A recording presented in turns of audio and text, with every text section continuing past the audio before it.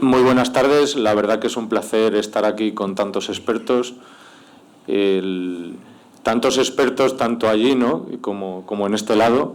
Creo que el elenco que hemos reunido hoy es todo un éxito. Es un placer compartir con toda esta gente que la gente que está hoy aquí es gente excepcional, porque hoy es 19 de julio, son las 7, estamos en Santander, hace un día perfecto, y esta gente que está hoy aquí con nosotros, pues bueno, debemos de darles las gracias, porque podían estar haciendo un millón de cosas como otra gente, ¿no?, pero están aquí con nosotros. Quiero dar también las gracias a Andrés Mayor, que es una persona, ¿no?, que tiene otras capacidades, ¿no?, que una de ellas es estar en todas partes.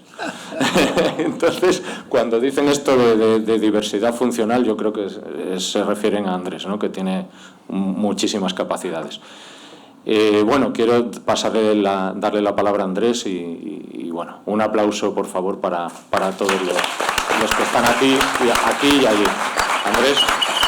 Buenas tardes a todos y a todas. Bienvenidos a esta jornada científica que desde la Asociación Esretina y sobre todo desde la parte de Cantabria, aquí con Jesús a la cabeza y todo el equipo que está ahí también enfrente, pues hemos organizado, aprovechando que pues el verano atrae a Santander a muy buena gente y sobre todo a la Universidad Menéndez y Pelayo aquí en la Magdalena, que ha tenido a bien organizar un curso reuniendo a grandes investigadores y investigadoras en todo lo que tiene que ver con los temas neurodegenerativos y la farmacología y cómo podemos también desde la ciencia aportar soluciones para que personas como nosotros y como vosotros y vosotras pues podamos beneficiarnos de toda esta gente que hace investigación, ¿no? Y dirigiendo pues este curso aquí en la Universidad Menéndez y Pelayo, nos hemos encontrado pues a gente tan interesante, como decía Jesús, como la que está compartiendo aquí con nosotros la tarde, y que quieren compartir un poco pues todo lo que es el estado actual, ¿no?, de todas las terapias y de todas estas cosas relacionadas con las enfermedades neurodegenerativas y con las enfermedades del ojo. Entonces yo simplemente darles las gracias a todos. Vais a ir conociéndolos uno a uno. Le voy a pedir al doctor Nicolás Cuenca, que él es ya casi como de la familia Esretina, es un poco como parte de nosotros también, y todo ese equipo que hoy también está aquí, pues que nos vaya presentando un poco también a las personas que tenemos en la mesa y que desde diferentes puntos de la ciencia nos pueden comentar diferentes aspectos. Entonces te doy la palabra a Nicolás.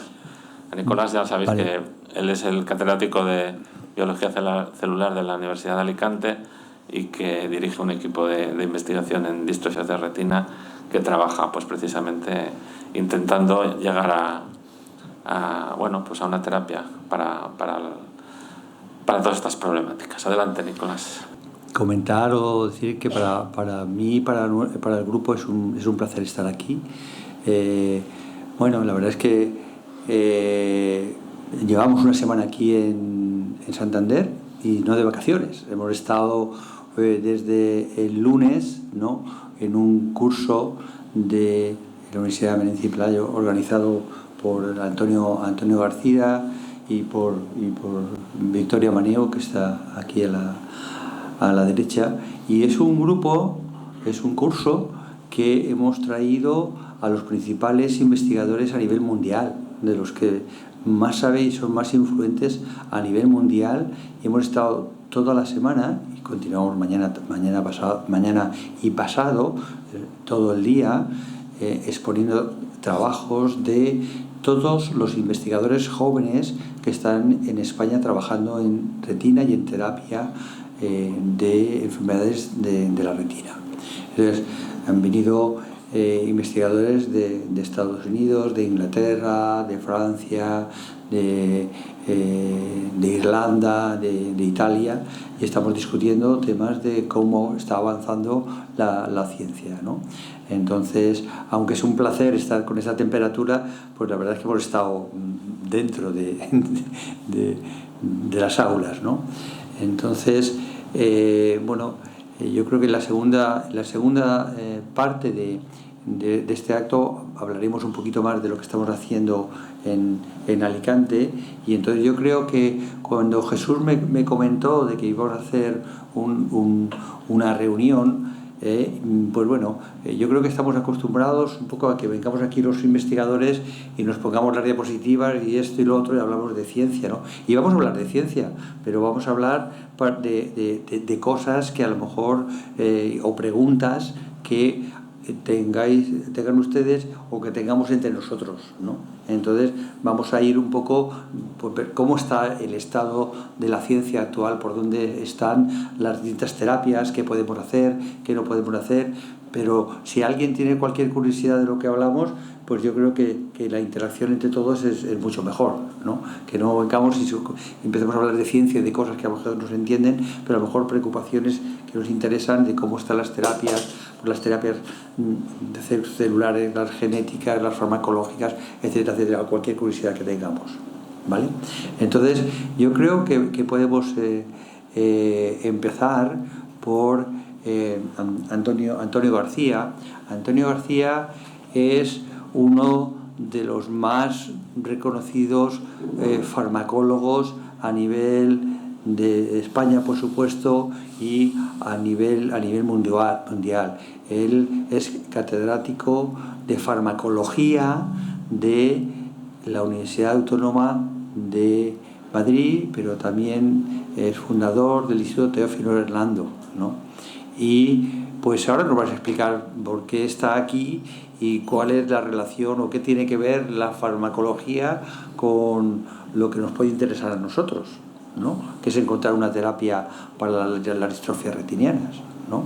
Entonces yo creo que le podemos dar la palabra a Antonio, que nos explique un poco lo que sabe mucho de retina, colaboramos con él y sabe mucho de retina, mucho de farmacología, por supuesto, pero también mucho de retina.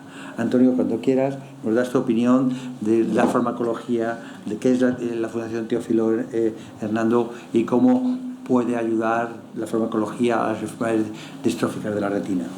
Buenas tardes, Jesús, Andrés, Vicky, Pedro y Ángel. Buenas tardes a todos, señoras y señores. Una cosa que se ha transformado drásticamente en España es el empoderamiento de los pacientes. El paternalismo antiguo del médico, que lo sabía todo y el paciente no sabía nada, se ha superado. Los científicos y los médicos cada vez tenemos más ideas para generar soluciones a las enfermedades que proceden del impulso que los pacientes pueden dar y están dando a la investigación. Entonces yo creo que el hecho de estar aquí con ustedes esta tarde no es más que una proyección del aula en donde estamos, como decía el doctor Cuenca, comentando los avances en terapéuticas para prevenir y, cuando se pueda, curar la ceguera.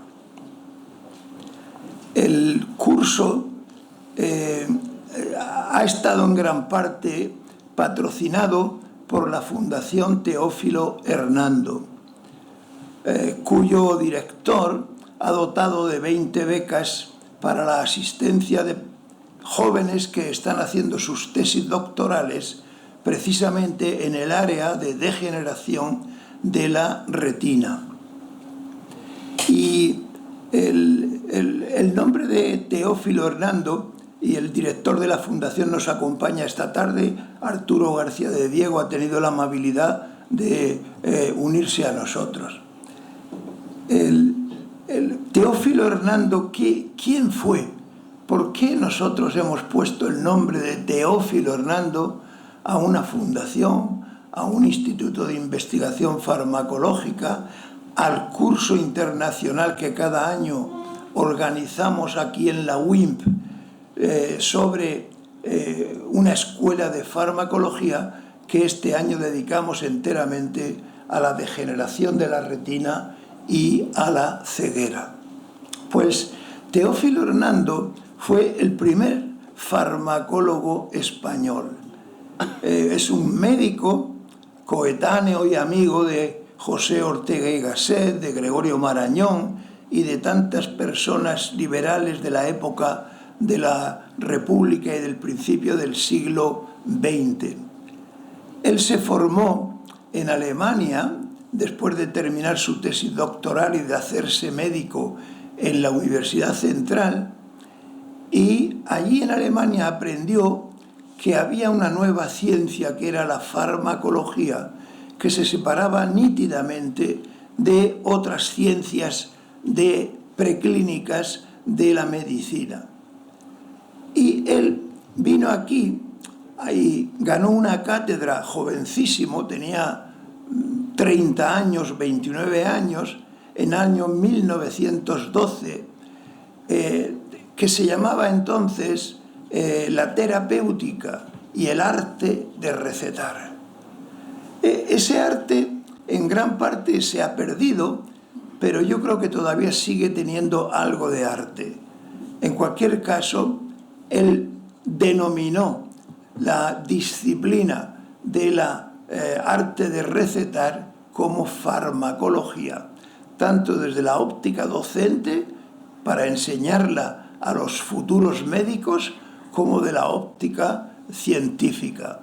Y él dirigió a su vez las tesis doctorales de varios farmacólogos españoles que en Andalucía, en Barcelona, en Galicia, en Salamanca, prácticamente en todas las regiones de España, esos farmacólogos que él formó, a su vez desarrollaron la farmacología en estas universidades españolas. La farmacología intenta entender desde el punto de vista fisiopatológico las enfermedades y muchas veces curarlas. Yo soy un superviviente, 20 años, de una leucemia. Y gracias a los hematólogos, a Dios y a quien quiera dárselas, pero sobre todo a los fármacos, yo estoy aquí hablándoles a ustedes. Esa leucemia que yo sufrí en 2004 prácticamente me hubiera producido la muerte en 6 u 8 meses de no haber habido fármacos que ayudaron a los hematólogos que me trataron a controlar la enfermedad y a hacerme un trasplante de médula ósea. Entonces, podemos esto mismo extrapolar, este milagro con comillas, milagro farmacoterápico, a la ceguera y a los problemas de la retina. Pues hoy por hoy, desgraciadamente no.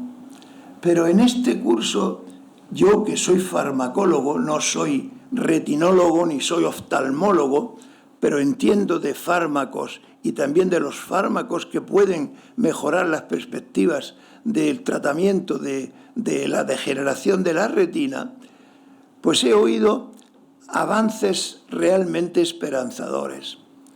Con la terapia génica, es decir, hay enfermedades de la retina que son genéticas y que se produce la ceguera a edades tempranas de la vida, y entonces la terapia de intentar sustituir el gen que está afectado por otros genes, pues está ahí. Hay otras terapias que son las que yo más desarrollo, que es la neuroprotección. En la ceguera se pierden los conos y los bastones y nosotros queremos generar fármacos que retrasen esa pérdida o incluso que la detengan. Entonces, yo creo que esto es factible, pero tenemos que entender mejor las enfermedades que dan origen a la ceguera. Entonces yo la verdad es que estoy muy impresionado porque, aunque Nico me ha dicho que yo sé mucho de retina, no es cierto. Sé de retina por una circunstancia concreta. El doctor Cuenca y la doctora Maneu, cuando yo me jubilé, yo sigo activo, soy profesor emérito en la Autónoma todavía, en la Facultad de Medicina, y sigo teniendo mi laboratorio abierto y sigo investigando con 6 u 8 colaboradores. Pues ellos me acogieron en la Universidad de Alicante, donde yo trabajé cuando empezaba la universidad, a principios de los años 80, en la Facultad de Medicina de aquella universidad. Entonces, para mí ha sido un refugio importantísimo el que Nico y Vicky me hayan abierto los brazos y sus laboratorios para seguir colaborando con ellos en un tema que me apasiona y que nunca dejaré de practicarlo, que es la búsqueda de nuevos fármacos para curar o paliar el sufrimiento que generan las enfermedades humanas. Entonces, dicho esto, yo creo que estoy deseoso de que ustedes planteen algunas preguntas, sobre todo en el orden de la farmacología y la protección, la neuroprotección farmacológica, y si puedo contestarlas con mucho gusto lo haré. Muchísimas gracias. Muchas gracias, Antonio. Añadir que dentro del Instituto Teófilo Nando, una de las cosas que hacen es crear nuevos fármacos, y esos nuevos fármacos, la colaboración que tenemos con el Instituto es intentar probarlos en la colonia de ratones que hemos hecho con la misma mutación que la familia. Entonces, bueno, yo creo que tenemos aquí a Victoria Maneu, que es profesora de farmacología y que colabora con nuestro grupo de investigación, y que bueno, que nos puede comentar cómo ve ella, o que si los fármacos que se están haciendo, fármacos que hay actualmente que se están utilizando para otras patologías, o cómo ve ella la utilización de fármacos en la curación o el entenecimiento de las patologías de la retina, o si conoce alguna que se pueda utilizar. Vicky. Yo trabajo como investigadora básica en el laboratorio del doctor Cuenca, y bueno, nosotros básicamente intentamos dos cosas. Por una parte, entender un poco más cómo funciona la enfermedad, cómo discurre, qué factores afectan, y por otra parte, si de alguna forma podemos parar la evolución o retrasarla de alguna forma.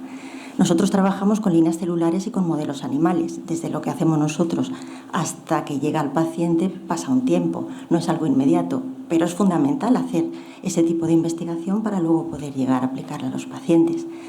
En nuestro laboratorio, ¿qué es lo que hemos visto? Pues por una parte, que hay factores que hacen empeorar la progresión de la enfermedad, que la aceleran, pues como por ejemplo un exceso de luz o una dieta muy grasa. Hay factores, como digo, que van a hacer que se evolucione más y que empeore. Y luego, por otra parte, pues estamos intentando ver, como digo, cómo la podemos parar, o si podemos de alguna forma. Y da igual realmente qué tipo de degeneración tengamos en la retina, como pasa también con otras enfermedades degenerativas. Hay algo que todas las enfermedades tienen en común, y es que las células se mueren y dejamos de tener una función. Y se mueren y hacen que el tejido ese tejido que está muriendo, pues tiene lo que llamamos estrés oxidativo, un exceso de oxígeno, que aunque el oxígeno en general es bueno, pero cuando hay mucho, pues es malo, y tenemos un ambiente inflamatorio. Entonces nosotros probamos, pues de forma aislada, fármacos o moléculas que son antiinflamatorias o que son antioxidantes, y estamos viendo que conseguimos retrasar en nuestros modelos animales la progresión de la enfermedad. Todavía son resultados modestos, pero son muy esperanzadores. Y de hecho, pues ya hay algunos ensayos clínicos que se están haciendo, ha llegado hasta pacientes, hasta los ensayos clínicos, pues alguna de estas moléculas. Posiblemente la terapia final se consiga mejor un efecto combinando varias de estas moléculas o varios de estos fármacos para conseguir que el efecto pues esté potenciado, sea sumatorio o sea mayor. En este sentido, pues también hay algo que puede ser más rápido para llegar al mercado, es que algunos medicamentos que ya están disponibles para tratar otras enfermedades, pues en algún momento en algún laboratorio se busca o se descubre que pueden tener también utilidad como fármacos neuroprotectores.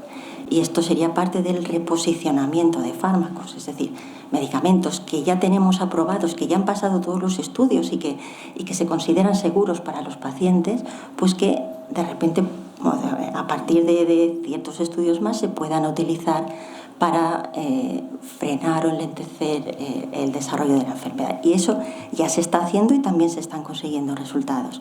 Entonces, desde mi punto de vista, pues aunque todavía queda mucho por hacer, también se está haciendo mucho y se está avanzando mucho.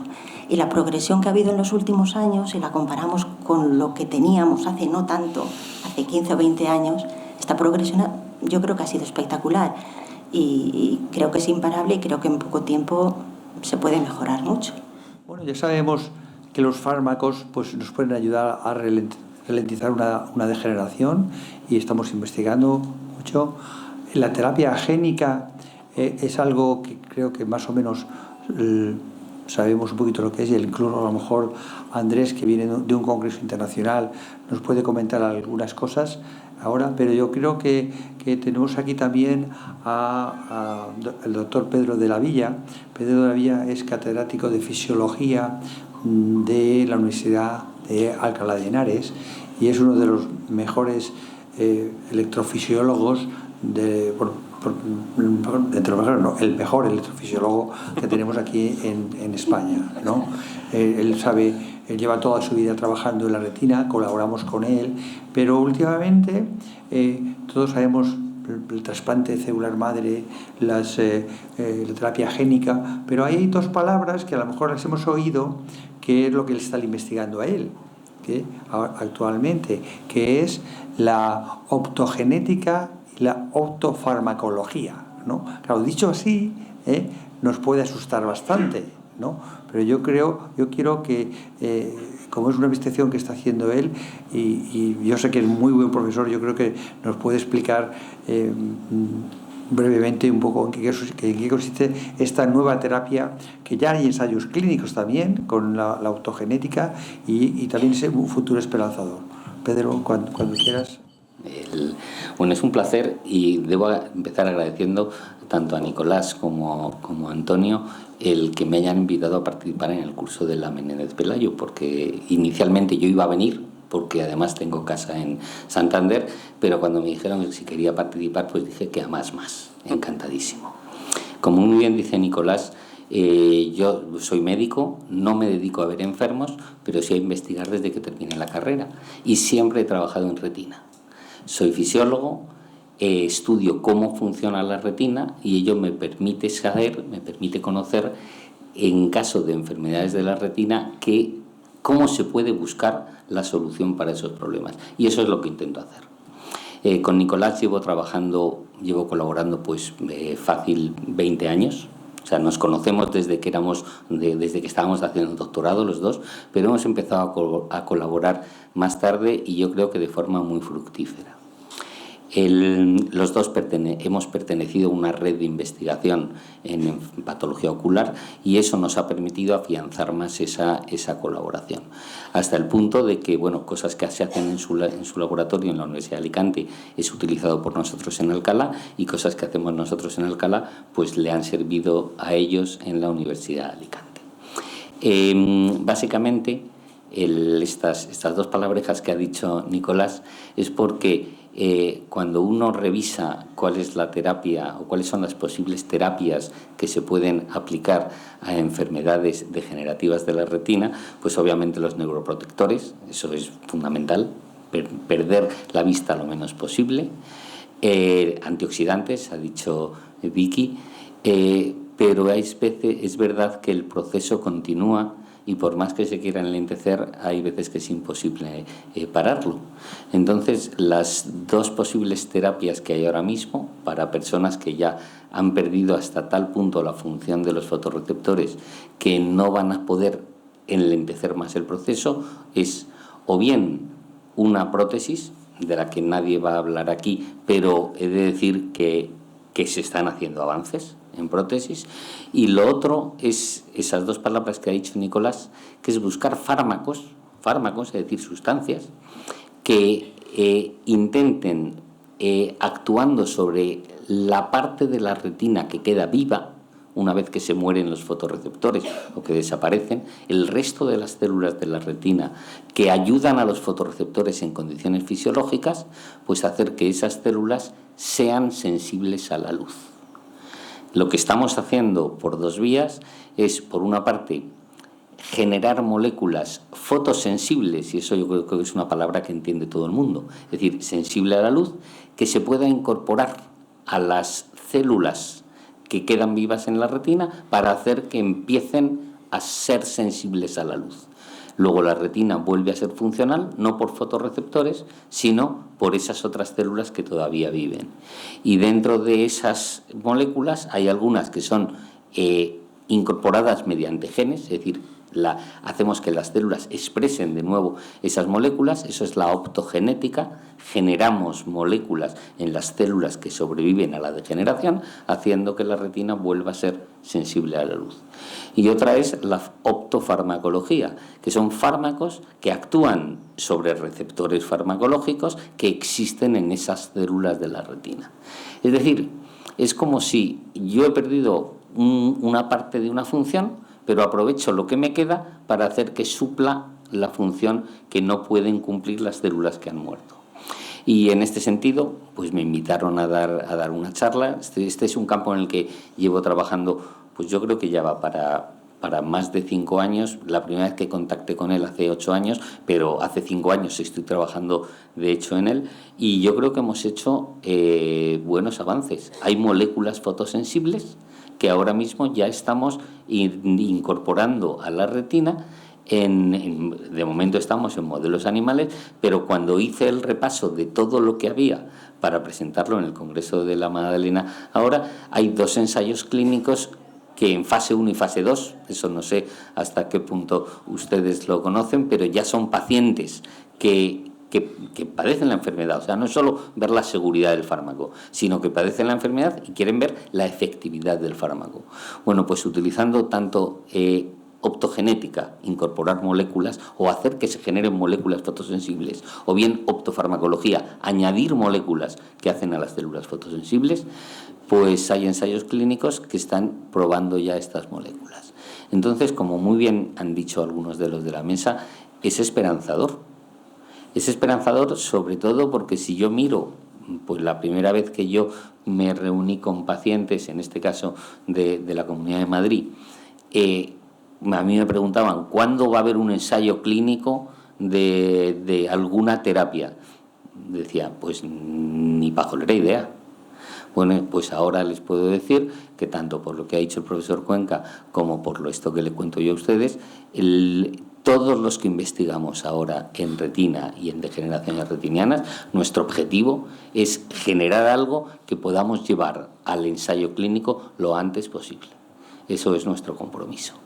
Entonces, si me preguntan cuánto va a tardar, no lo sé. Sí que le puedo decir que estos 2 ensayos clínicos tienen su fecha de caducidad, uno a finales del 24 y otro a finales del 25. Si verdaderamente demuestran su efectividad, podrán pasar a fase clínica, a fase de ensayo número 3, que ya incluye a muchos pacientes. Lo mismo que ustedes seguro que han estado al tanto de la terapia génica con un tipo de retinosis pigmentaria y cómo ahora mismo en España se están tratando niños con esa enfermedad, con ese tipo de retinosis, pues yo lo que digo es que el hecho de que haya ensayos clínicos a mí me genera esa esperanza y seguiremos trabajando en ello. Pues, muchas gracias, Pedro. Y yo creo que ahora el doctor Ángel de la Mora, yo creo que de los que estamos aquí es una pieza fundamental que son los oftalmólogos, ¿no?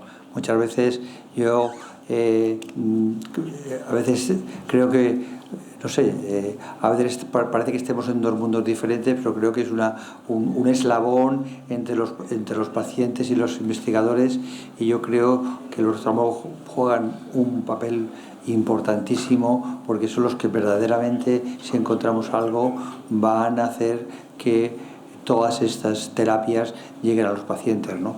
Y yo creo que bueno, es un mundo en el que nos tenemos que acercar unos a otros, y yo creo que, no sé, me pregunta Paredes que cómo ve en la terapia que están haciendo, todas las investigaciones, si piensas que se van a llevar a la clínica, si van a tardar, si hay algunos inconvenientes. No sé cómo ves el mundo Bueno, y la evolución. Yo siempre veo los inconvenientes, eso. Claro. Para mí, ¿qué hay? Y digo, bueno, pues vale, pues hay que saber que las cosas están en general, menos para los que tienen la retinosis pigmentaria a 65, bueno, pues para los demás, digamos, pues la cosa está un poco verde, ya lo sé. Ya sé que vengo aquí a pedir cosas porque yo siempre os voy a pedir respuestas. ¿Cuándo va a llegar lo siguiente y cuándo va a llegar algo para la gente que tenemos? Entonces, bueno, yo, por ejemplo, con la optogenética veo dar función a una célula que no la tiene hasta ahora, función visual, lo veo realmente complicado, vamos. Es una cosa que a mí me chirría un poco, porque el fotorreceptor es una célula súper especializada, súper complicada, y a una neurona, que es lo siguiente en la cadena, darle función visual, vale, me parece francamente complicado. Es decir, que es una... Bueno, os animo mucho, pero vamos, porque la función visual me parece a mí que va a estar eso, que la gente no tenga una esperanza de una función visual total y normal, porque es una célula que va a estar limitada, que va a haber función, pero bueno, yo eso, me lo tomaría con calma en ese sentido. En cuanto a terapia génica, bueno, como ya sabemos que una funciona, es lo que digo yo. ¿Cómo estamos de lejos de poder hacer lo mismo? Coger un vector viral, meter el gen en su sitio y lanzarle del que sea el siguiente gen que podamos arreglar. De eso con nuestros ratones ya avatar, ¿cómo estamos de lejos? Es lo que preguntaría. Si vamos a poder hacer eso inminentemente, porque es que sabemos que eso funciona, por lo menos en ese tipo, estamos muy lejos de poder hacer lo siguiente. Y si es posible, por favor, si se va a encontrar un vector viral, alguien sabe que no tenga que ser inyectado subretiniano, que eso también me parece complicadísimo y está dando eso muchos problemas. Lo ideal para mí, desde luego, sería un vector viral intravitrio, por lo menos. Ya sé que a la gente eso le va a seguir pareciendo una barbaridad, pero a mí me parece mucho más asequible, ya que es lo que hacemos constantemente todos los días, los tratamientos intravitrios. Esas son dos de las esperanzas del oftalmólogo. Y la otra esperanza, es la gran pregunta que tengo yo. Dentro de esta gran familia que es a la que pertenece Jesús y que en Cantabria tengo el honor, digamos, de tratar en muchos casos, dentro de esa familia veo unos pacientes a los 20 o 30 años avanzadísimos y otros pacientes que llegan a los 60, 70 y no tienen casi nada. Es decir, el otro día me encontré con una chica de 40 años y dice, pero si tú eres la enchufada de la familia, pero si ves 10 décimos de visión, una pérdida de campo mínima, no tienes prácticamente nada. Digo, ¿tú qué has hecho? Cuéntame. Es decir, eso es donde, cuando antes me decían que tenemos que hacer algo, digo, pues tenemos que saber cómo esos 4 o 5 que tengo así, o que tengo otro que diagnosticado a los 70 años, que ni sabía ni lo que tenía, no se ha enterado, cuando hay otros, eso, con bastón blanco a los 20 años. Entonces digo, ¿qué pasa con esa gente? ¿Qué tienen esos enchufados que no tengan los demás si tienen el mismo gen? Es decir, diagnosticados molecularmente, tienen ese gen. Sí. ¿Qué pasa ahí? Es decir, yo siempre tengo preguntas, muchas preguntas y muchas ganas de que salga algo, por supuesto, como todos. Claro. Pero, claro, para mí, la investigación siempre se me hace, qué despacio. Pasar de fase 1 a fase 2 a fase 3 se me hace, claro, la ciencia, que yo estoy mucho más lejos de la investigación de lo que me gustaría en general. Pero esas son mis preguntas, digamos. A ver, la optogenética no se va a conseguir que con alguien que tenga optogenética lea un periódico, lógicamente que no, pero se puede conseguir con la optogenética y hay ensayos clínicos que a lo mejor alguien pueda distinguir una letra grande o una mesa, que ya hay ensayos clínicos que pueda saber dónde está un plato o dónde está una cuchara o un paso de cebra o dónde hay una puerta, y distinguir grandes volúmenes. Para alguien que no ve nada, de nada el poder saber dónde hay una luz para pasar un pasillo, o dónde hay una puerta, o dónde hay unas franjas de un paso de cebra, ¿no? Pues para alguien que no ve nada, para eso es un milagro, ¿no? Y eso con la optogenética se está haciendo y se está demostrando en los ensayos clínicos, ¿no?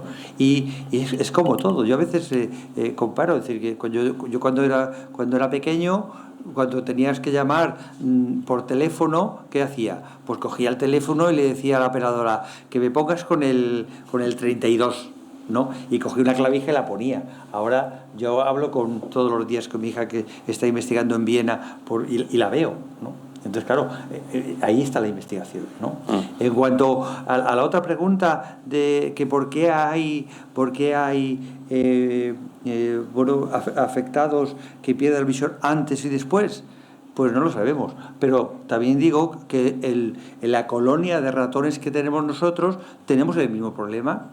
Hay ratones que vemos que tienen 2 meses y están prácticamente ciegos, y hay hermanos suyos, ¿no? que están muy bien, ¿no? ¿Qué ocurre? Pero con las personas no podemos investigar para resolver esa pregunta, pero con los ratones sí. ¿Qué ocurre si podemos descubrir que en ese ratón que está degenerando más tarde encontramos el porqué? Si encontramos el porqué, a lo mejor lo podemos aplicar al ratón que está perdiendo más rápidamente la visión. Eso es lo que estamos investigando. En los ratones que pierden la visión más lentamente, estamos estudiando los genes, haciendo transcriptómica y haciendo estudios moleculares de ver qué genes tiene ese ratón que le está protegiendo de la pérdida de visión, ¿no? Pueden ser no solo genes diferentes, sino modificaciones posttraduccionales. Claro, es decir, que es mucho más complicado de lo que parece. Por eso vamos lentos, porque es que no es fácil. Sí. Es decir, que lógicamente, y luego hablaremos un poquito de cómo va el proyecto de la colonia de ratones, lógicamente no es algo sencillo. Es algo que vamos lentos y estamos poniendo un granito de arena cada uno, ¿no? Entonces, la ciencia es eso, es decir, ¿tenemos la respuesta a las preguntas que has hecho? No. Bueno, yo era plantearlas, porque a veces hay que saber la pregunta adecuada. Claro, pero es que esas preguntas las estamos planteando todos los días. ¿Quieres hablar, Andrés? A ver, está claro que los primeros interesados en curarnos somos nosotros. O sea, yo cada día que pierdo un poco de visión digo, joder, que se den un poco más de prisa, ¿no? Porque ahí estamos todos y parece una tontada, pero por poco que veas, lo que puedas mantener, pues, y habrá que ponernos las gafas para protegernos de la luz, hasta de estos focos, y comer sano, las frutas, verduras a tope, ¿verdad, Pedro? Y hacer deporte, e intentar ser feliz y disfrutar de la vida y bueno, y de todas las cosas que nos rodean, ¿no? Como este acto, ¿no? Aquí gente de primer nivel a nivel de investigador con un montón de personas y familias, ¿no? Y intentando poner nuestro granito de arena y compartir lo que nos pasa, ¿no? Porque como lo que decía al principio Antonio, ¿no? Si no compartimos lo que nos pasa, cómo vemos, cómo dejamos de ver, o incluso nuestras familias, o lo que le pasa a Ángel en la consulta, ¿no? ¿Por qué tengo un paciente que ve y otro que no ve y son familia, tienen el mismo gen? Pues hay que buscar esos grupos, hay que intentar entender por qué a unos les pasa una cosa y a otros les pasa otra, ¿no? Y por estos días, por ejemplo, veíamos una publicación científica que está aquí Agurchane, la técnico del registro del Observatorio Nacional de Enfermedades Raras Oculares, que siguió el ensayo clínico de un tipo de retinosis pigmentaria que ocurre esto que decía Ángel de la Mora, ¿no? El oftalmólogo, ¿no? Que un padre con la mutación no tenía la patología y los 3 hijos afectados de una manera muy severa, ¿no? Y el genetista que te decía, penetrancia incompleta. Claro. La solución, ¿no? Cuando el genetista no sabe por qué pasa una cosa, siempre dice penetrancia incompleta del gen, ¿no? Pues este ensayo que Agurchane ha traducido y que lo tenemos a disposición ahí en la web, pues lo que viene a decir es que han localizado un gen que sí es modificador y que si se expresa ese gen silencia a la copia mutada, ¿no? Donde aparece la patología, ¿no? Nicolás lo sabe decir mejor que yo, ¿no? Los silenciadores de genes, ¿no? este tema, que es una palabreja y un poco rara. Pero quiero decir que sí hay respuestas. Lo que pasa es que, claro, nosotros queremos curarnos ya. Esto es una fase 1 ahora, para demostrar. Encima es inyección intravítrea, para expresar, para que este gen se exprese y silencie al que produce la patología. Y aquí en Cantabria tenemos unos cuantos afectados, y en Asturias, y bueno, en toda España, ¿no? Entonces, a ver, hay respuestas no totales, está claro, o sea, pero hay que ir dándolas. Y queremos tener también tratamientos seguros, por eso necesitamos fármacos que hayan sido probados y testeados adecuadamente, desde que empiezan en el laboratorio, en la placa de Petri, hasta que pasa al animal, hasta que llega queremos tratamientos seguros y luego que podamos acceder a ellos, claro. En Arbo ya había investigadores, y hemos contactado con ellos, de que las inyecciones intravítreas ya se pueden dirigir a los fotorreceptores. Así que no hacía que hacer inyecciones intravítreas. A fotorreceptores yo pensaba siempre que se iba a poder llegar. El problema es el que había hasta ahora, que es el epitelio pigmentario, que hay unas cuantas, que ahí es un poco más complicado. Ahí es más difícil. Ahí es más difícil. Claro. Parece ser que hay un vector viral, porque se está moviendo el mercado, también hay unas cuantas comprándose vectores virales los unos a los otros, para ver, claro, por eso digo yo, si hay vectores en el mercado, quiere decir que se están desarrollando, que se puede probar alguno ya, que está un poco todo más a mano. Otra de las cosas que aparte de las preguntas del doctor de la Mora, yo creo que es importante que nos hagáis preguntas, ¿no? Es decir, que no solamente nosotros, porque nosotros nos podemos hacer las preguntas que científicamente pensamos que son las que tenemos que resolver, pero yo lo que pediría a todo el mundo es que cuando tenga alguien algún problema, alguna cosa, que nos lo digáis, ¿no? Es decir, que oyes a alguien, pues yo cuando tuve esta enfermedad, cuando tuve tal, perdí la vista. Pues ya hemos hecho algunas investigaciones con algunas de las preguntas que nos habéis hecho, ¿no?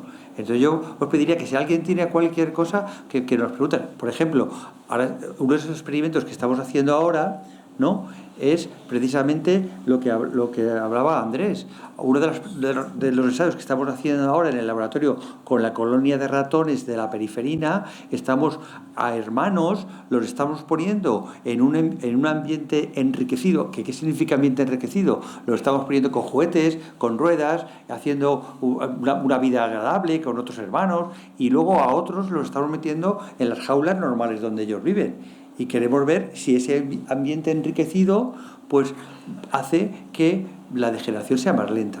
Bueno, buenas tardes, yo soy Guillermo. Yo soy afectado de la retinosis y ya no veo. La pregunta que hago, ¿es cierto que tiene algo que ver esto de la retinosis con pérdida auditiva? A ver, comento. Las enfermedades de visuales o de las distrofias retinianas hay muchos tipos, y lo que ocurre es que todas las células que intervienen en la visión de los fotorreceptores tienen unas células que forman la estructura y otras que dan la función, y son proteínas, ¿no? Y hay muchos tipos de proteínas. Los fotorreceptores son muy complejos, son las células más maravillosas que tenemos en nuestro cuerpo, porque son capaces de coger la luz y transformarlo en una energía que van a darnos la visión. Y hay muchísimas proteínas. Hay unas proteínas que forman unos discos, como una pila de monedas donde están las moléculas fotosensibles, y hay otras, ¿no?, que forman, por ejemplo, un cilio, que es una estructura que hay dentro de la célula de un fotorreceptor. ¿Qué ocurre? Cuando una mutación está en ese cilio, ese fotorreceptor deja de funcionar. ¿Qué ocurre? Que en el oído hay otras células también que tienen ese cilio. ¿Qué ocurre si una célula de la retina, que es un fotorreceptor, el cilio no funciona? Pues no vemos. Pero si esa misma proteína está en el cilio de unas células que hay en el oído, ¿qué pasa? No oímos. Y si incluso a lo mejor hay unas células que tienen cilos en el riñón y a lo mejor también está afectado el riñón. Entonces, si ocurren ese tipo de cosas, hay un síndrome de Usher, que es un tipo especial de retinosis, así decirlo, pues se quedan ciegos y sordos, pero solamente en esa mutación. Pero es que hay 300, ¿vale? Por lo tanto, no toda la retinosis, solamente un tipo específico de esa proteína del cilio. No sé si te explica. Sí. Es que yo no hace mucho que perdí la visión. Sí. Yo no hace mucho que perdí la visión, Sí. pero sí me doy cuenta que yo creo que sí estoy perdiendo algo de oído. Ya, pero yo también, ¿eh? Sí, ya, pero... Porque cuando nos hacemos mayores, dices, ¿cómo? ¿Qué me dices? Sí, pero que... tú llevas lo tuyo, yo tengo que llevar lo mío. No, ya, pero lo que te quiero decir es que generalmente cuando se produce esa mutación no es cuando somos mayores, sino simplemente... No, que yo soy de pequeñito. he asumido que soy mayor. Ya soy una cosa, con la enfermedad de Usher, que es un tipo de retinosis, se suele perder casi todo al tiempo, ¿de acuerdo? Es decir, son gente ya normalmente edad juvenil, claro, que ya están con una ceguera, vamos, por lo menos nocturna considerable y una pérdida auditiva también muy importante. Esta de perder la audición con la gente mayor, que es otra, ahí sí que necesitamos todos la neuroprotección, porque con la edad la vamos a perder todos, pero es una cosa neurológica que vamos a ir perdiendo, y ahí sí que es muy importante, por cierto, aparte de hacer la prevención visual, la prevención auditiva, intentar exponernos poco a ruidos fuertes, ¿de acuerdo? Eso también lo tenemos que hacer todos, porque es duro perder la visión, pero si encima pierdes el oído es mucho más duro, que tengo unos cuantos así, y eso ya es una cosa, digamos, muy fuerte, ¿de acuerdo? Bueno, entonces, intentar protegerlo todo. Muchas gracias, y ahora de ahora en adelante procuraré no hacerme mucho caso de la oreja a la hora de cruzar la carretera. Eso es muy peligroso, por cierto, que ya tengo 2 o 3 al respecto. Arantxa. Si quieres puedes... Usa. Hola. Mira, yo os quería preguntar por la dieta. Siempre nos comentáis que en todos los estudios se ve que es importante cómo alimentáis a los ratones y que estén libres de tóxicos, ¿no? Que evitemos fumar, beber en lo posible, una dieta rica en frutas y verduras, antioxidante. Pero me pregunto muchas veces, porque ahora se ha puesto muy de moda las dietas antiinflamatorias, y también en nuestra enfermedad hay un proceso inflamatorio importante, ¿no? Y en esas dietas, además de frutas, verduras, hablan mucho de los hidratos de carbono de absorción rápida y los azúcares, como algo muy inflamatorio. En todas esas dietas te hablan de que eso es un proceso inflamatorio. Y quería saber hasta qué punto habéis podido comprobar si en los ratones también dietas que sean más ricas en azúcares o en carbohidratos así de absorción rápida podrían influir también. Bueno, pero mira, en relación a esa pregunta, no en este ratón que estamos trabajando ahora de la periferina, pero en otro ratón que tiene otra mutación que tenemos también en el laboratorio, lo que hicimos es darle una dieta a unos ratoncitos hermanos, que los dos se iban a quedar ciegos. A unos les dimos una dieta rica en grasa y a otros una dieta normal. ¿Qué es lo que vimos? Pues que los ratones que tenían una dieta rica en grasa perdieron la visión mucho antes que los que tenían una dieta normal. ¿Eso lo podemos extrapolar a humanos? Pues a lo mejor no cuesta nada tener una dieta más mediterránea, ¿no? Y también hay otro estudio que hicimos con este otro ratón, que a lo mejor lo vamos a hacer en el ratón de la periferina, y que fue lo siguiente: cogimos unos ratoncitos con una dieta grasa y le estudiamos lo que llamamos la microbiota. ¿Qué es la microbiota? Dentro de todo el tubo digestivo tenemos 2 kilos de bacterias, pero que hay 1000 especies de bacterias. ¿Y qué es lo que estuvimos mirando? Que cuando le dábamos una dieta de grasa, estudiamos las bacterias de la microbiota y vimos que aumentaban las bacterias que liberar sustancias proinflamatorias. ¿Y eso qué significa? Pues que las sustancias proinflamatorias van a viajar por el torrente sanguíneo y van a llegar al ojo. Y si hay una inflamación, ¿qué va a pasar? Se va a inflamar más. ¿Y qué va a pasar? Perdemos la visión. Por eso estamos haciendo el estudio. ¿Quién ha participado en el estudio de la microbiota de la familia? 2, 3, 4, 5, ¿ves? Todas las personas que han participado en ese estudio, que lo que hicimos es coger heces, ¿no?, de la persona afectada y su pareja, o de él o de ella, ¿no? Y entonces, eso ahora mismo, esa microbiota, lo están estudiando en Cork, en la Universidad de Cork, que son especialistas de estudiar la microbiota. Y vamos a ver si hay diferencias entre la microbiota de la persona afectada y la persona no afectada. Si vemos que la persona afectada tiene una microbiota más proinflamatoria, a lo mejor le podemos dar probióticos para que esa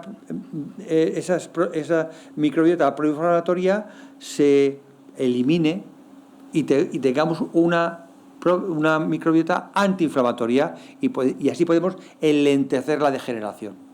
No sé si lo he explicado. Igual había que ver la microbiota de aquellos casos que van mejor. Por ejemplo, ¿no? Y entonces a lo mejor nos podemos convencer de que comer mejor pues nos puede ayudar a que la degeneración sea más lenta. Pero claro, si a nosotros nos dicen hay que comer bien porque comer saludable, mira, bueno, eso es el cuento de siempre. Pero si nos lo demostramos en la ciencia, nos lo demuestra, a lo mejor no lo creemos un poquito más. O a lo mejor si lo hemos demostrado en un ratoncito que tenemos en el laboratorio, a lo mejor digo, pues a lo mejor tienen razón, ¿no? Pues eso es lo que estamos haciendo en el laboratorio. Y lo que estamos, porque lo de la microbiota, es que hace tiempo que ya llevamos las muestras. ¿Y dónde están los resultados? Pues los resultados están tardando porque hay un robot que hace ese tipo de cosas, porque ese tipo de cosas son complicadas, pues el robot que tenían en Cork se lo había estropeado y estamos esperando a que nos dé los resultados, ¿vale? Porque la ciencia pues va lenta, ¿no? Pero eso es uno de los resultados que estamos esperando a ver si encontramos algo. Entonces, la alimentación está relacionada con la microbiota. Entonces, la microbiota la podemos modular dependiendo de lo que comamos. Por lo tanto, pues hay que comer verduras, tal, que favorecemos a las bacterias antiinflamatorias, no a las proinflamatorias. Los azúcares, el exceso de azúcares, el exceso de carne roja, el exceso tal, nos va a favorecer las bacterias proinflamatorias. Sí, quería matizar el azúcar. La diabetes, el paciente diabético no controla bien los niveles de glucemia y se elevan los niveles de la glucosa, y la glucosa va en exceso pues a todos los tejidos, incluido el sistema nervioso. Si ponemos un cultivo de neuronas, es decir, neuronas aisladas, en presencia de un exceso de azúcar, solo de azúcar, de glucosa, las neuronas acaban muriendo. De ahí que en la diabetes se produzca la retinopatía diabética, que es la primera causa de ceguera de todas las causas que hay, y que se puede prevenir controlando bien la diabetes, pero desgraciadamente muchísimos pacientes la controlan muy mal. Produce una afectación del riñón, la nefropatía diabética, y produce la vasculopatía periférica diabética y un mayor riesgo incluso de padecer un ictus, un ataque de isquemia cerebral. Y todo eso se debe al efecto tóxico de la glucosa, es decir, a una mala dieta en pacientes normales también, pero sobre todo en pacientes diabéticos. Esto demuestra que los glúcidos, que hacen falta porque las células tienen que respirar y forman ATP a partir de la glucosa, necesitan glucosa, pero la glucosa en exceso y en general las dietas que no son equilibradas, pues dan lugar a la muerte de células en el organismo, sean en la retina, sea en el sistema nervioso central o en el riñón o en los vasos. Entonces yo creo que lo que dice el doctor Cuenca de la dieta me parece que son cosas elementales que sabemos todos, pero que no practicamos. Aquí estamos en el mar Cantábrico, no estamos en el Mediterráneo, pero aquí también hay verduras y frutas y pescado, no digamos, todos los que queramos. Entonces, yo creo que cuidar la dieta a mí me parece muy importante. Luego hay una serie de nutracéuticos, de complementos alimentarios con varios ingredientes. Los más socorridos son los antioxidantes.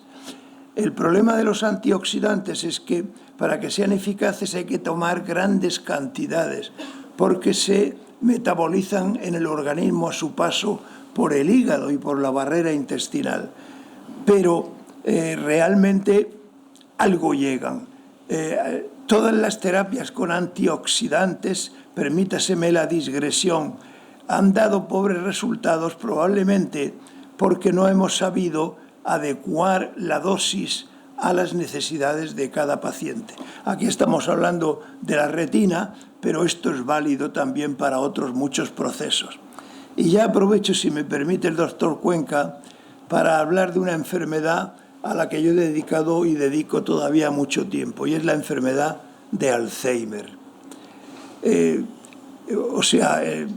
envejecimiento es el riesgo, el factor de riesgo fundamental en esta enfermedad.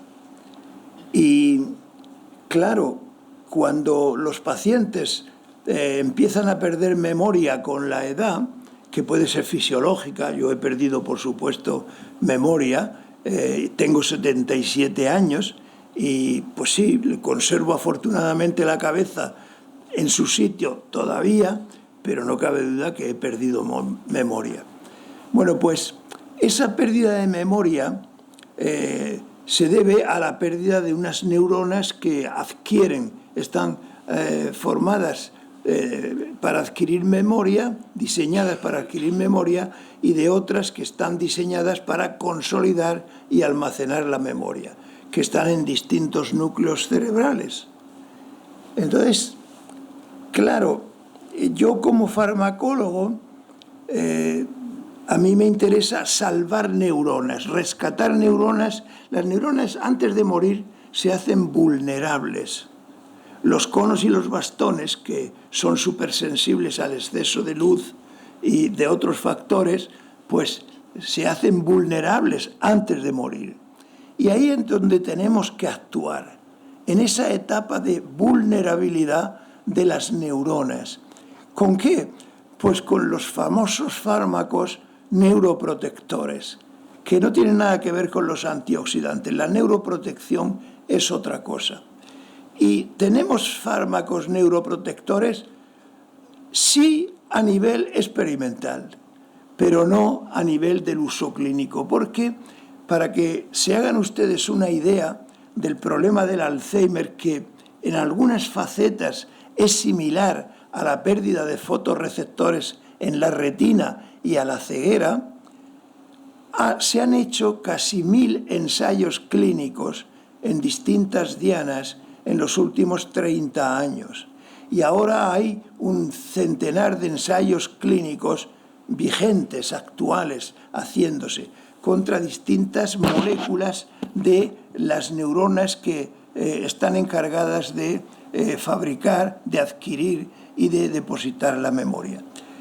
Pues bien, hay 2 fármacos que son anticuerpos monoclonales, proteínas, que se han aprobado por la FDA, que es la Agencia Reguladora de Medicamentos de los Estados Unidos, y que es un poco el patrón de la calidad de la aprobación de los medicamentos, que retrasan la enfermedad.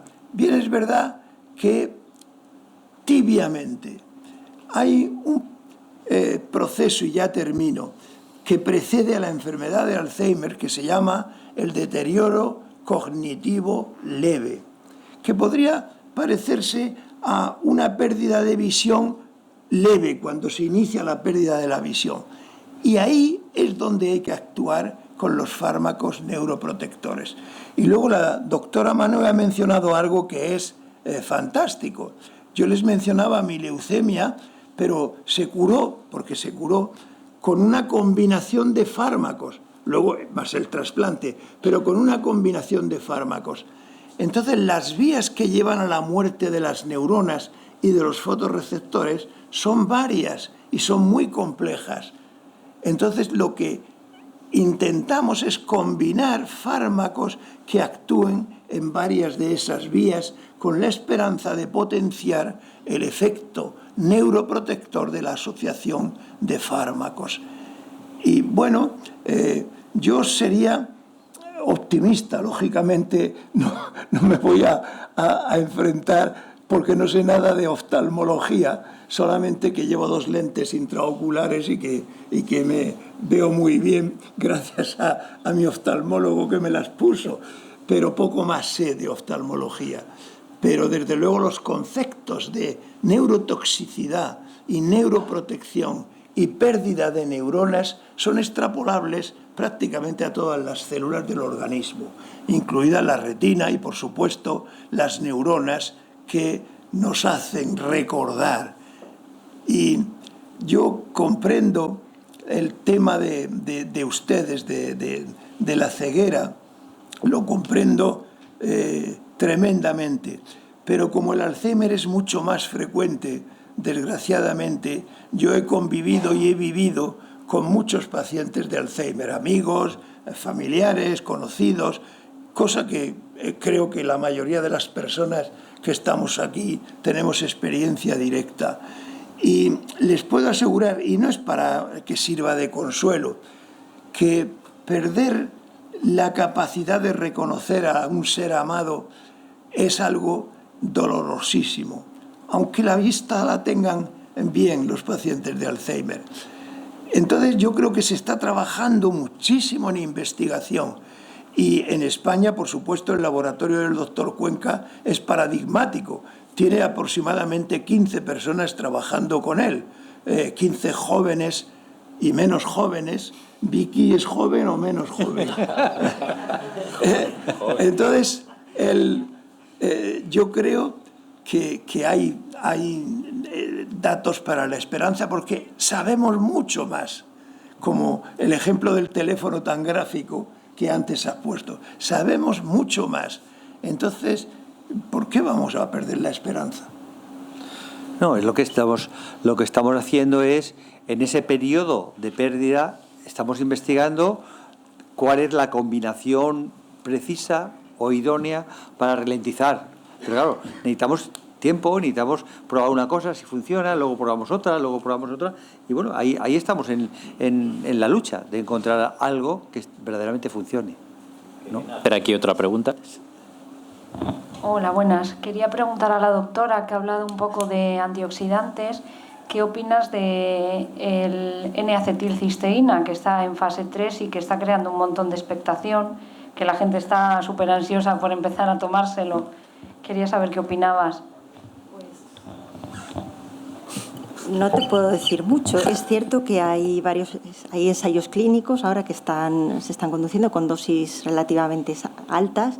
Como decía el profesor García, pues está el problema de que se hidroliza rápidamente y se están estudiando no solo por su efecto antioxidante, sino por su posible efecto antiinflamatorio también.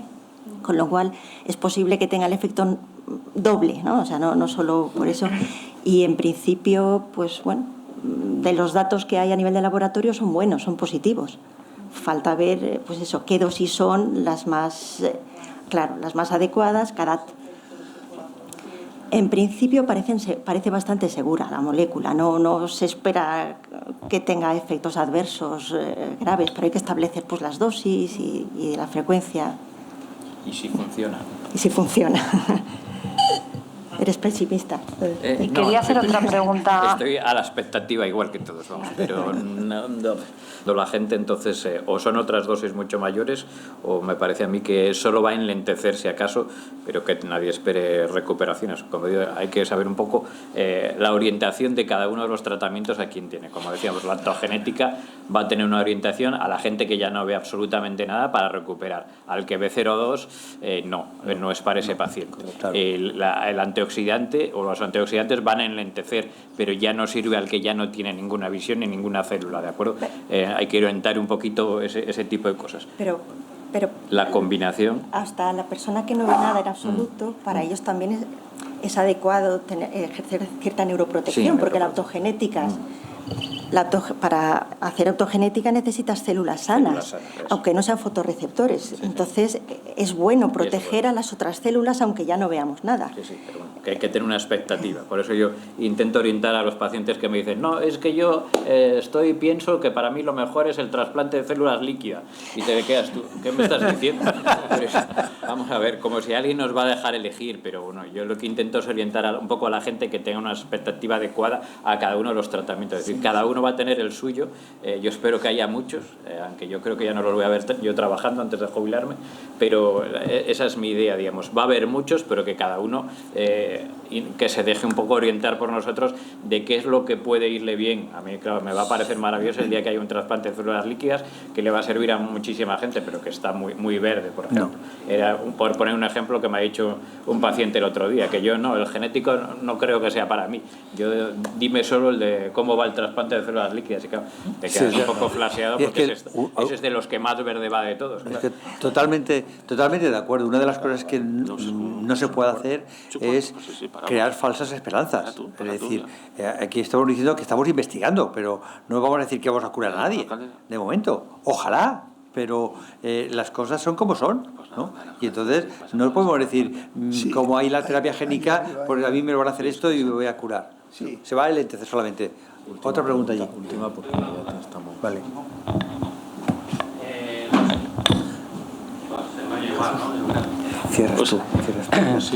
Respecto a los ensayos que estáis haciendo con ratones, entiendo que son ratones con retinosis, ¿no? Sí. Hay muchos tipos de retinosis. Entonces, los resultados que nos den estos ensayos, ¿cómo son extrapolables a diferentes tipos de retinosis?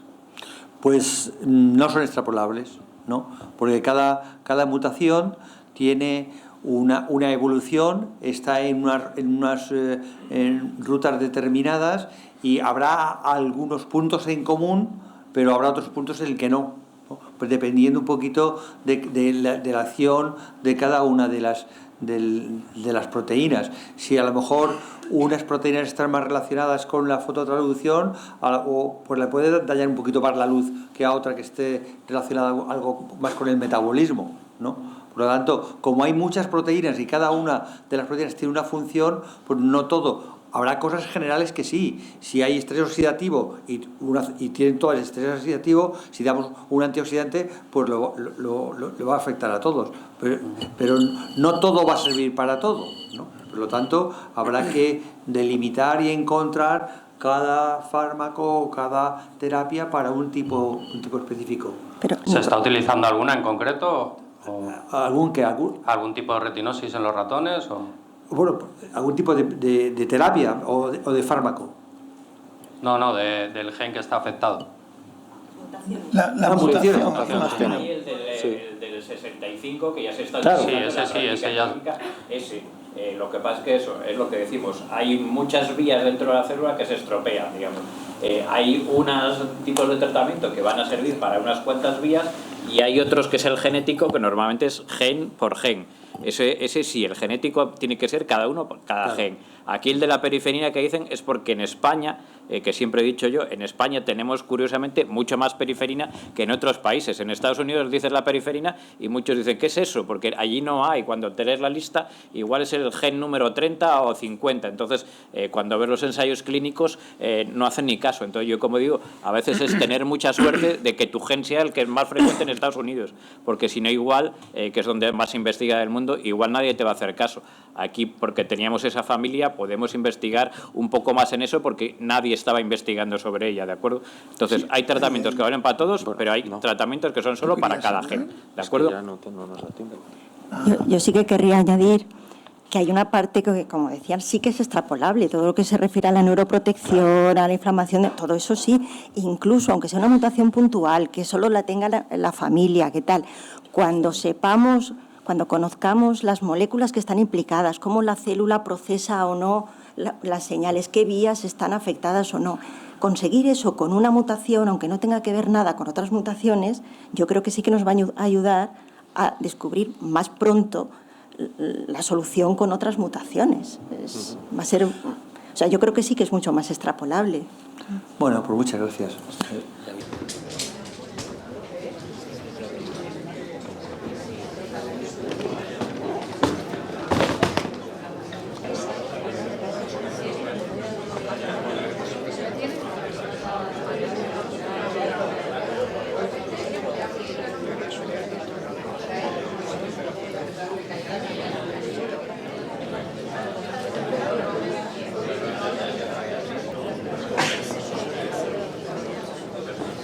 Este año entregamos la cuarta beca.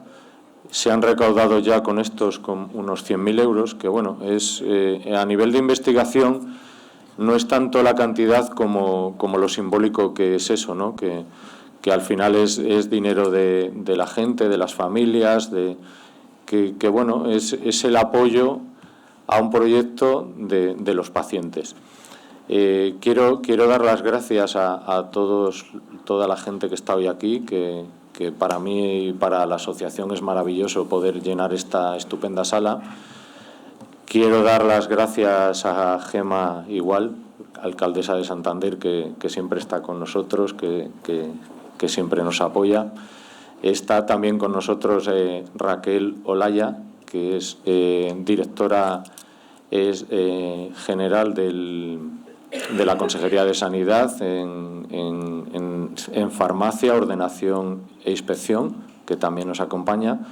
Y bueno, Zulema Gancedo, que es la nueva concejala de Bienestar Social y Salud, y bueno, que la verdad que ha empezado hace poco y ha sido parte importante en la organización de este acto. Una maravilla poder contar con ella. Paso la palabra a Andrés Mayor y bueno, de nuevo muchas gracias a todos. Bueno, nada, simplemente agradeceros vuestra participación hoy en este acto, en el cual tenemos el honor y el placer de contar con la alcaldesa de Santander, con Gema igual, y para nosotros es un auténtico placer y por supuesto con la colaboración también de la consejería, ¿no? Yo simplemente pues darle las gracias a todos por participar en este acto y sobre todo también por apoyar a la ciencia, ¿no? Los pacientes llevamos diciendo muchos años que la investigación está en nuestra esperanza, y este acto lo que viene es a renovar un año más nuestra confianza en la investigación, ¿no? Con nuestra confianza en el trabajo colaborativo, ¿no? Porque lo que demuestra este acto es que tenemos que trabajar todos juntos, ¿no? Las familias, las personas afectadas, la gente que investiga, la administración que propicia que haya también investigación, y también que seamos capaces de que entre todos y todas lleguemos a conseguir lo que todos anhelamos, que es un tratamiento, ¿no? Que como hemos visto en la mesa anterior, pues ahí estamos, ¿no? Entonces yo simplemente seguir animando a todo el mundo a que cada uno en nuestro lugar hagamos nuestro trabajo y que seamos capaces de seguir colaborando en esta iniciativa tan estupenda que nos ha permitido que una señora, que María Fernández Aguayo, desde el año 1710, o 700 no sé cuánto, pues nos reúna aquí, ¿no? y nos haga pensar en el futuro, ¿no? Así que yo simplemente gracias a todos por vuestra participación y le doy la palabra a la alcaldesa. Y muchísimas gracias a todos. Da gusto ver este centro cívico de Tabacalera lleno de gente esperanzada ante una enfermedad, ante una patología que está identificada pero que queda todavía mucho, con lo cual lo que estamos haciendo hoy, que es entregar esta beca para la investigación, pues como decía Andrés, esa investigación colaborativa, porque parte de los fondos, y empezaron siendo así, eran de los propios asociados, pues es realmente un acto importante. Conocéis y dicen que colaboramos siempre desde el ayuntamiento porque una compañera del ayuntamiento tenía esta enfermedad, y cuando las cosas se ven de cerca, cuando uno se sensibiliza, pues siempre se trabaja o se apoya más. Por eso parte de nuestra labor de Zulema como concejala y nuestra como alcaldesa, y seguro también que del gobierno, aunque Raquel nos lo dirá ahora, es la de concienciar, la de dar a conocer las enfermedades, la de dar a conocer para que todo el mundo pueda sensibilizarse y aportar también para la investigación. Y la prevención es difícil, la investigación es lo único, por eso todos los años estas becas son realmente importantes. Veo también a otros compañeros del ayuntamiento porque es importante la vista, muy importante. Yo creo que hay muchas dolencias pues que pueden afectarnos en el día a día, pero la vista es una de las principales. Creo además que cuando con una cantidad económica podemos obtener estudios, cuando podemos mediante la investigación tener esa esperanza, pues parece también que nos negamos a que no haya ese suficiente dinero, esa suficiente dotación económica encima de la mesa. Pero también es verdad que a veces llegar a todo es imposible. Por eso esta colaboración, por eso esta aportación privada y también ir de la mano de lo público me parece lo importante y lo interesante. Además, también con el ayuntamiento estamos tomando otras medidas, la de los escalones. Estamos ahora que ya hemos puesto la banda en los escalones en algún edificio público. Mañana tenemos otro acto con el Colegio de Farmacia. Creo que sensibilizar es muy importante. Creo que dar a ver las necesidades en investigación también son importantes, y que no perdáis la esperanza, porque siempre que estemos moviéndonos en investigación, pues la solución, el tratamiento estará más cerca. Así que muchísimas gracias a Jesús y a Andrés, también a Raquel, además de darle la bienvenida por la incorporación, y que bueno, pues que entre todos podamos el año que viene pues tener también una solución más o unas medidas más para llegar a la solución. Y que gracias por venir, por esa charla que hemos llegado pues a la última hora.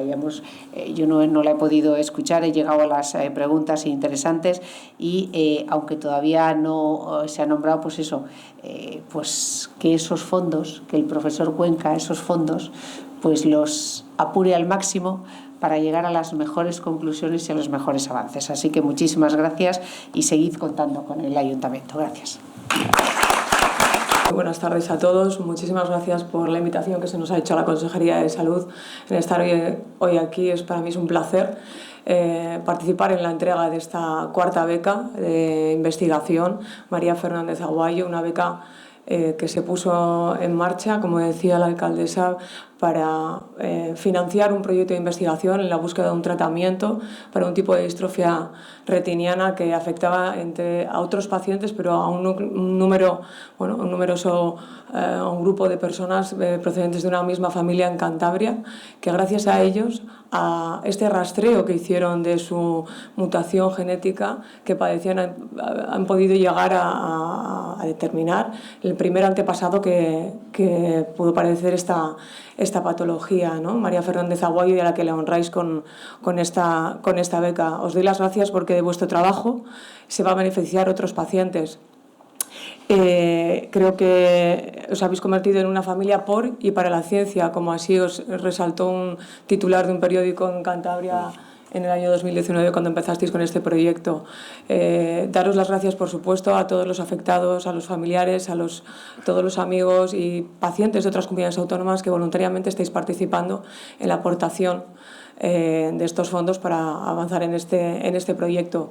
Como no resaltar la actuación de las asociaciones de pacientes de Retina, que viene apoyando a los pacientes que tienen un tipo de distrofia retiniana hereditaria, a sus familiares afectados, que les apoyan, en el que podéis seguir día a día saliendo adelante a pesar de, bueno, de la situación que podáis tener por este tipo de patología.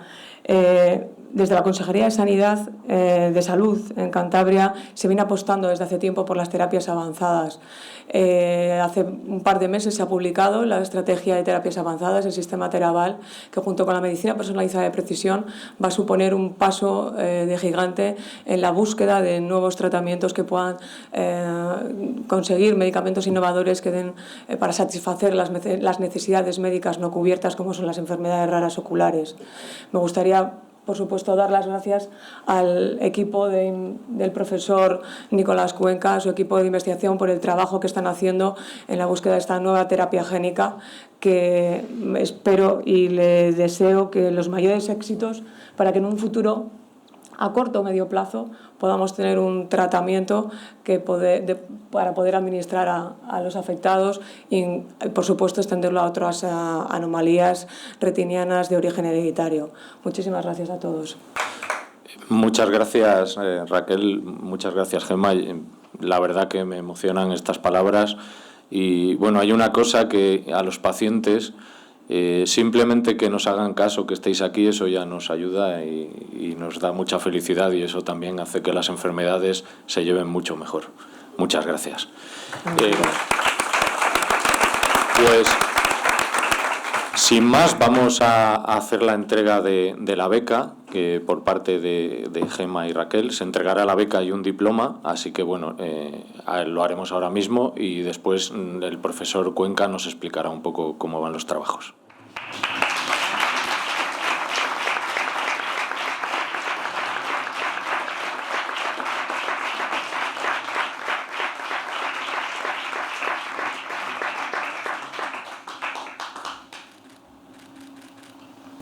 Pues alcaldesa y directora general, Andrés y concejala y Jesús. Bueno, para mí la verdad es que es un acto muy emocionante. La ciencia es, y los que estamos en el laboratorio, la verdad es que hacemos una labor muy callada, muy dura a veces, y estos actos lo que sirven un poco es para una motivación extra, ¿no? El saber que lo que estás haciendo puede estar, haya gente que está esperando los resultados, al mismo tiempo es una motivación y es una responsabilidad, ¿no? Entonces, estos actos lo que nos hacen es aumentar la motivación. Aquí no solamente estoy yo, y esta beca no es para el doctor Cuenca, esta beca es para un equipo de investigación. Aquí está la doctora Maneu, está María José, Oxana, Eva y Miguel Ángel, que son parte del grupo de investigación, que esta semana hemos estado con el doctor Antonio García, hemos organizado un curso internacional en la Universidad Menéndez y Pelayo. Llevamos toda la semana con los mejores investigadores del mundo que han venido aquí a Santander para hablar y de investigaciones, y han venido la mayoría de los jóvenes que están investigando en la retina aquí a la Universidad Menéndez y Pelayo. Los investigadores que han venido de Estados Unidos, de Francia, de Italia, de Irlanda, cuando les hemos comentado lo de la familia, ¿no? y el modelo de ratón con la misma mutación de la familia, que en realidad es un avatar, ¿no? Pues ha mostrado un interés excepcional, porque en todo el mundo no hay esa familia. Hace unos meses estuvimos en San Diego porque hubo una reunión de todas las familias a nivel del mundo que tenían la mutación en la periferina. Y cuando presentamos los datos y la familia esta, bueno, el nombre de Cantabria le sonaba a todo el mundo. Ya es conocido como la mutación de la familia de Cantabria, ¿no? ¿Por qué? Porque a lo mejor si te vas a Alemania, pues a lo mejor hay una familia con 2 con la línea de mutación, o otro sitio con 5 o con 6, ¿no? Por lo tanto, cuando luego vamos a Arbo, que la Fundación Fight the Blindness, vas allí y ves que ya conocen y conocen la mutación de Cantabria, ¿no? Entonces, eso es importante porque nos motiva a seguir trabajando. ¿Cómo van las investigaciones? Pues las investigaciones van, como todo en ciencia, despacio, ¿no? Despacio porque, bueno, las cosas, la ciencia siente, pues das un pasito para adelante y luego un pasito para atrás, ¿no? Pero, bueno, estamos 15 personas del grupo empeñadas en encontrar fármacos en colaboración con otros grupos, pues fundamentalmente. Ahora, con este proyecto de la familia, hemos conseguido, con unos grupos de investigación europeos, ¿no? Pues que nos financien. En Europa las cosas son diferentes, ¿no?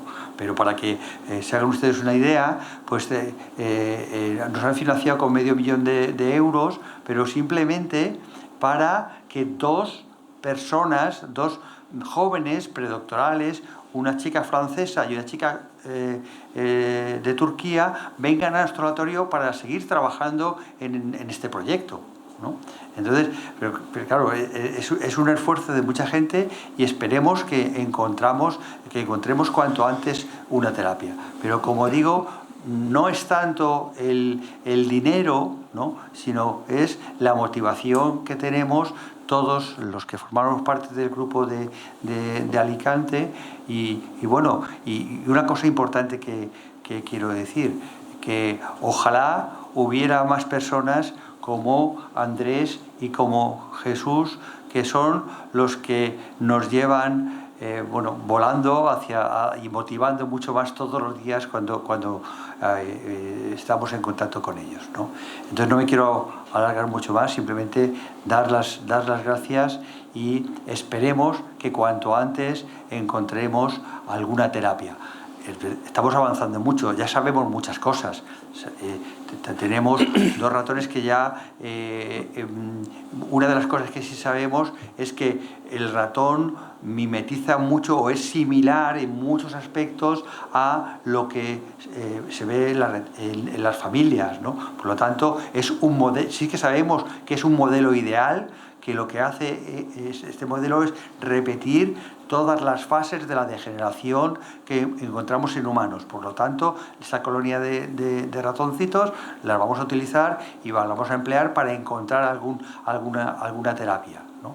Ya tenemos algunas otras investigaciones con otros países de COR, como el estudio de la microbiota que hablábamos antes, y estamos en colaboración con otros grupos internacionales para, por ejemplo, uno de los proyectos que estamos haciendo ahora es a partir de células de la piel, ¿no? Ya en el laboratorio ya podemos conseguir retinas pequeñitas, ¿no? Retinas en cultivo, ¿no? Entonces queremos intentar hacer terapia génica con eso, pero bueno, no queremos dar falsas esperanzas. La ciencia es muy lenta y tenemos que trabajar con mucha ilusión para encontrar alguna terapia futura. Pero, como digo, la motivación es muy importante. Pues muchas gracias por esta beca y esperemos que el año que viene podamos repetir, pero con nuevas noticias y resultados interesantes en la investigación. Muchas gracias por la beca de María Fernández Aguayo. Paso la palabra a Andrés para despedir y gracias de nuevo. Por mi parte, nada que añadir, agradecer el esfuerzo de todo el mundo, como decíamos al principio, y a seguir trabajando duramente para que el año que viene tengamos esas noticias que dice Nicolás y que bueno, que quizá también podamos encontrarnos aquí en Santander con la alcaldesa y celebrarlo juntos. No sé si quiero decir para terminar algunas palabras. ¿Acabas tú que eres más importante aquí? No. Aquí la importante es la alcaldesa. Así que nada. Pues nada, gracias a todos y a todas por vuestra participación y seguimos trabajando. ¿Vale? Gracias.